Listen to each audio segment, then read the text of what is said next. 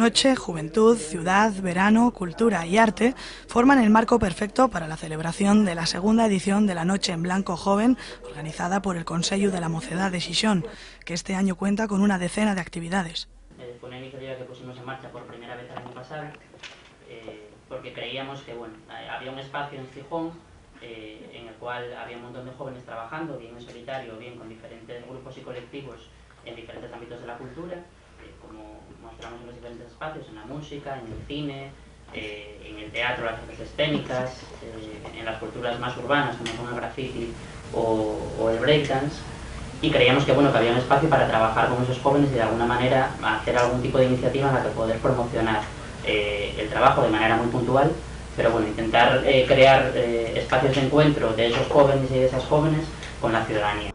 Además, en esta edición, la Noche en Blanco viene con la reivindicación del uso de la calle por los jóvenes, un tema polémico tras las últimas ordenanzas de convivencia. A este año se suma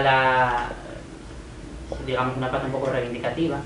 que es la de reivindicar el uso del espacio público y el uso de la calle por parte de la gente joven, con iniciativas en este caso culturales, pero no solo. Creemos que la calle es para usarla, que la calle es para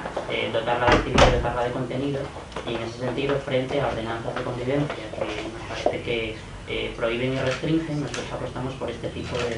de iniciativas. Por su parte, la directora del Instituto de Juventud del Principado, Carmen Sanjurjo, ha indicado que desde el Gobierno regional apoyarán este tipo de iniciativas, ya que tienen mucho valor para los jóvenes en los tiempos que corren. No entendemos por qué el Gobierno de España retira la financiación y el soporte elemental para que se pueda seguir desarrollando el trabajo del Consejo de la Juventud de España. Es imprescindible mantener estos espacios democráticos de participación, donde las propias organizaciones juveniles